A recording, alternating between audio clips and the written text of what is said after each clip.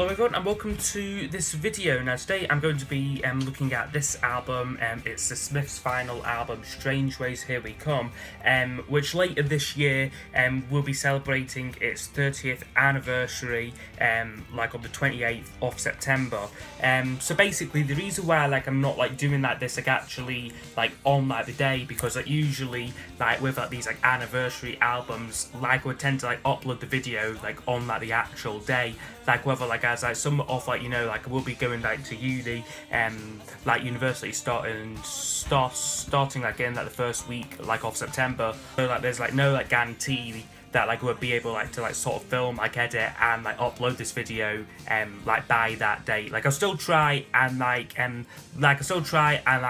keep up occasional videos on here when I start, but just with these anniversary album reviews which I like doing, I just don't think that we'll be able to meet the actual anniversary dates of them. So yes, as I said, it was released on the 28th of September in 1987. So yeah, this was the Smiths' last album, as I've already said. The previous album was The Queen Is Dead, which was very well critically received album, and also in 1986 they had a lot of successful non-album singles like Panic, Ask, Shoplifters, Off the World Unite, generally all top 20 hit singles. They were certainly among the most popular indie bands in the UK at the time. However, by the time they started this album, Marr and Morrissey's relationship had started to sour. I think there was one instance where Morrissey failed failed to show up for the shooting of a promo video. I think it was for either Sheila Takes a Bow or Shoplifters, Off the World Unite. And Johnny Marr and the director went round to Morrissey's house, and Johnny Marr very, very angry, just said spur off the moment that he was quitting the band. However, they did make it back into the studio to work on this new material in spring of 1987. Marr was influenced by the Beatles' White Album, which sort of crisscrossed from style to style, within songs of completely different contrasting songs, one after another, very much the mentality that the whole was greater than the sum of its parts. So after completing the album, Johnny Marr took a well-deserved 2-week holiday abroad, because as well as writing all of the music, at this point in time, he was also acting as the band's manager, very much keeping the Smiths running from a management perspective. I believe their old manager had quit, I think in 1986 sometime. He felt that he'd taken the band as far as he could, so they spent a lot of time looking for a manager, whoever Morrissey didn't like anyone interfering with the band. So it was very much left to Johnny Marr to deal with booking the tour venues and booking the tour venues, the financial side of it, stuff the guitarist really shouldn't be needing to deal with in a band.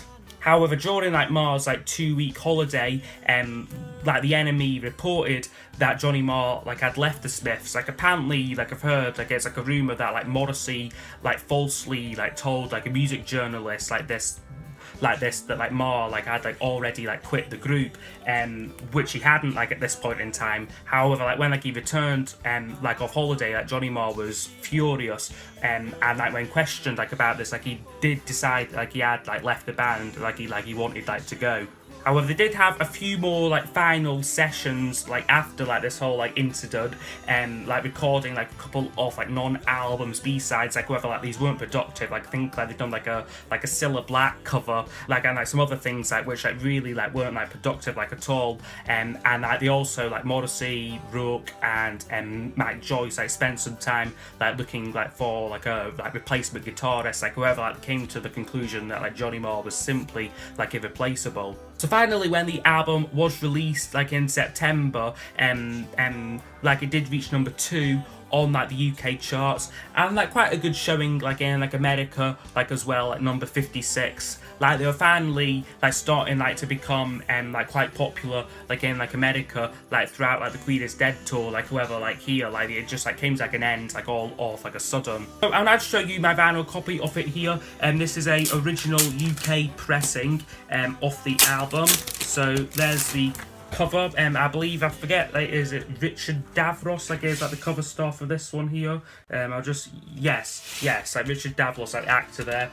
Back of it is a road sign, like in like Manchester, like I believe like this sign, the guy's like being like removed now, like it doesn't like actually like exist like anymore. Track listing like in like the top corner, and the inner sleeve itself looks like this here. So we've got lyrics there, and like more more lyrics and like song like credits and stuff like down that side. The vinyl record, as usual, is on Rough Trade Records there. So yeah, that is the record looked at. Okay, so I'm now going to go over each of the album's songs in detail. I will score each track out of 10, and then those scores will be used to give us a overall percentage marking for the album.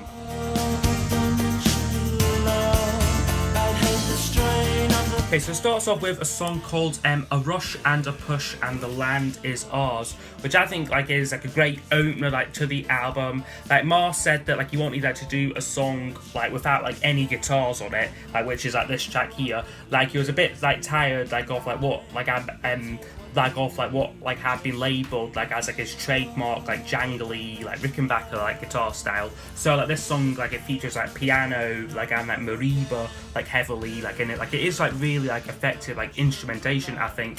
Like, and also like the start like when like Morrissey's vocal just sort of like slowly like fades up as well, like fades up as well, like I think sounds like really good. Like he sings this song like from like the perspective like of like a character like called like Trouble Joe, and like it is like good like lyrically, like where like it gets a bit more sort of sparser like towards the end. Like, and like it feels like it goes on like a little bit like towards the end, like even though like it is like under like 3 minutes long. So yeah, I think it is like a pretty good like opening track here. A Rush and a Push and The Land Is Ours. I started something, forced you to waste. And then we get the second track is called I Started Something I Couldn't Finish. Very like long song titles like on like this album like particularly. But yeah, like this is like a real like rocking track. Like kind of got like a glam rock like influence like sound on it. So yeah, like a great track here. Like I've always like sort of like actually like when like I first heard this song, like I misinterpreted like the chorus, which was like typical me, I started something. Like however like when I first heard it, like I thought like he was saying like to the Brummie. No idea why. Like I just like misinterpreted like song lyrics there. So yeah, like a great track here though. Like it was another single from the album. It reached number 23 on the UK chart. So yeah, a pretty good track there. I Started Something I Couldn't Finish.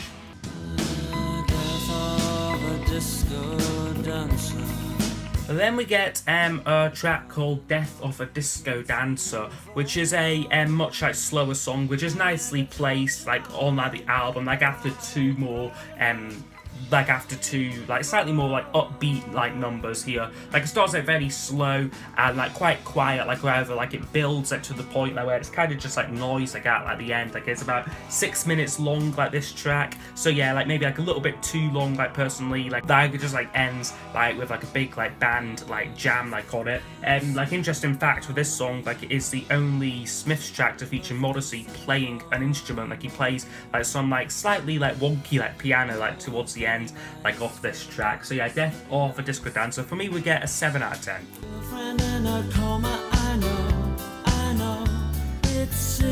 And then we get to the lead single from the album, which I have actually got the 12-inch single to it here, Girlfriend in a Coma, which I'm giving a 9 out of 10 to. This like on first listen, like it's a very sort of like, it sounds like a very sort of fun, like whimsical, like sounding song, like anyway, like with quite like a sort of like a serious like lyrical subject. And the way like he sort of like sings it, like it shouldn't work like on paper this track, like but somehow like it does. Like lyrically, like he sort of like he sways like from like one side like to like another, like saying like I could have like murdered her, but like I would hate like anything to happen to her. So yeah, like it is just like an interesting like fun like little track, like I think here. So yeah, like this is like the 12-inch single to it. This features like the last two songs like which they recorded. So like Work is a 4-letter word, which is like the Cilla Black cover, as well as a track called I Keep Mine Hidden, which I've forgotten like already. Like it's not a really like great song here. Just quickly show like the packaging to this here, like why not, and just like in like a plain black like in a sleeve, and like the record itself looks like this. I was delayed, I was way late, an emergency stop. And then closing off side one, we get probably one of my favourite Smith songs, Stop Me If You Think That You've Heard This One Before. Again, like another like really like long song title there. So yeah, like easily like my favourite song like on the album. I just think the band like pulled together like really well, like on like this track here. Like Rourke's like bass playing like is just stunning. Like Mar's guitar, like again, like it's got so much power, like so much like energy.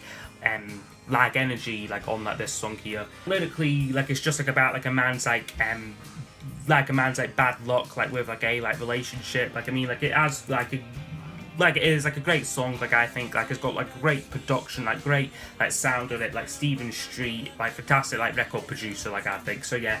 My favourite song would be Stop Me If You Think That You've Heard This One Before. Last night I dreamt.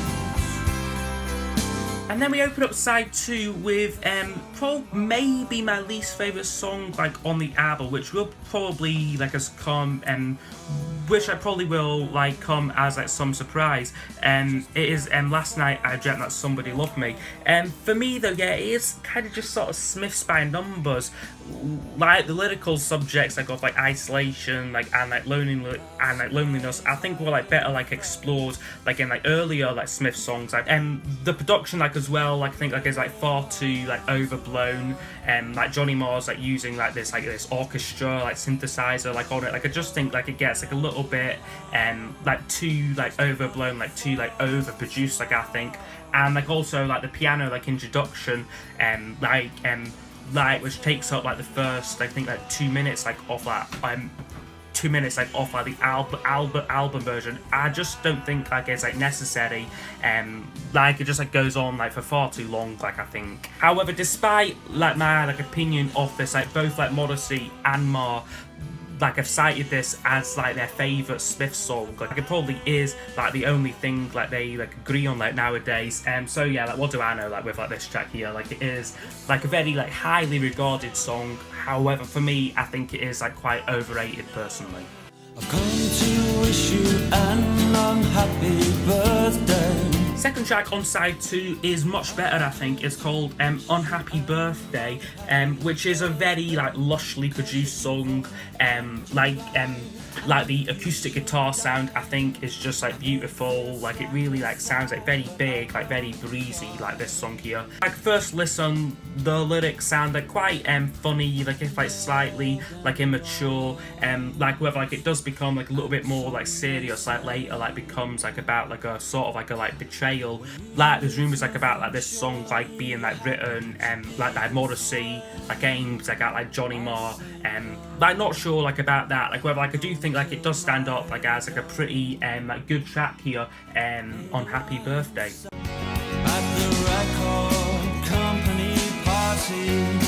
And then the next one is called Paint a Vulgar Picture, which I actually really love this song. Like I'm giving it like a 10 out of 10. Like lyrically, like it is like quite like a blatant like attack like on record companies like who like would like try and like cash in like on like a dead like rock star, and like this is like kind of like something like what like the Smiths like would like fall like victim to, like a lot of like greatest hits like collections like being like released like over like the years. However, some people like probably like could see this like as being like quite like a hypocritical song, like considering like Morrissey's like tendency like on like his like remastered CDs like to change like the artwork and like even change like the track listing like sometime like with like his album. Like it's also quite a long song like as well, like a 6 minutes. Like however, I feel feel like the lyrics like on this like keep the song like interesting. Like it's a track where like you really want to follow like the lyrics like with this song. Like and also like I'm not sure like if like it changes key like or something like, but like the guitars like they always like sound like interesting like on this track. So yeah, I would give this song like a full 10 out of 10 personally. Don't come to the house tonight. Second to last track now is called Death at One's Elbow, which is a kind of fast-paced like rockabilly slash blues style song. Like there's some like harmonica like in like this one here like going on, like it chugs along like quite well. However, it is sort of very like fillery like this song here. Like you can tell that this would never like have like been like a 7-inch single like in like its own right. Like this kind of style like of like song like also like I think like was done like a lot better like on like the track and like Rush Home Ruffians like from like the Neatest Murder album. And so yeah, like kind of like fillery track here, like not bad, like just not brilliant though. So yeah, we get a 7 out of 10 for me. I won't share you. And then the album does close well with a song called I Won't Share You, which is a softer song, which I like, yeah, like really do like melodically, like it's really lovely, like prominent like bass like playing like in like this song, like it sounds like a fretless bass like Rook's like playing like on like this track, like which I think like really like works well. Like the title and that like is a bit like ironic, like considering like the court case like what like would go on like after like the Smiths like after like the Smiths like break up, given like Mike Joyce like his like 25% like his like equal share like off like off like the performing like royalties and that. So yeah, like I Won't Share You, like a good song like I think like to close the album and like also the Smiths career on. With the drive and the dreams in. Okay, so overall this album would score 84%, which I think like is like a great score like for this album. Like anything like over like 80% like it's like a real like great album like I think. For me though personally, like The Queen Is Dead like is like better, and like maybe even like the debut album like might just like top this one like slightly. Like however, like the things I could do like really like about this album like are like the fact that like they are like pushing themselves like musically. Like a lot of these songs like use like different like instrumentation, like Mark especially like is like experimenting with different synthesizers, like kind of like her like precursor like to like his like project Electronic like with like Bernard Sumner from New Order. So yeah, like I think like it's like shows like the band like progressing like quite well. Like whether I think like it is like maybe like in like the long run like good that like they did like split up like after like they recorded this album, because it kind of like left like a perfect like collection like of like albums. Because yeah, like it would be like interesting to see like what like a follow-up like to this album like would have been. Like it could have been like sort of like a mashup like of like Morrissey's first album like and like the Electronic album like from like the early 90s, which might have like not like worked like quite as well like I don't think. So yeah, for me a good album here. Like a lot of like the songs like work together well. Like there's some like classics like on here such as Girlfriend, In a Coma, Stop Me If You Think That You've Heard This One Before, and like Paint a Vulgar Picture like as well. However, there are like some like fillery moments like as well, like especially like Death at One's Elbow, like Death of a Disco Dancer as well. And like personally for me, Last Night I Dreamt That Somebody Loved Me. Okay, so yes, I hope you have enjoyed this album review. Like I would like to know what you think of this album down below in the comment section, and I will see you all next time for the next video. Goodbye. I'll see you somewhere, I'll see you sometime, darling.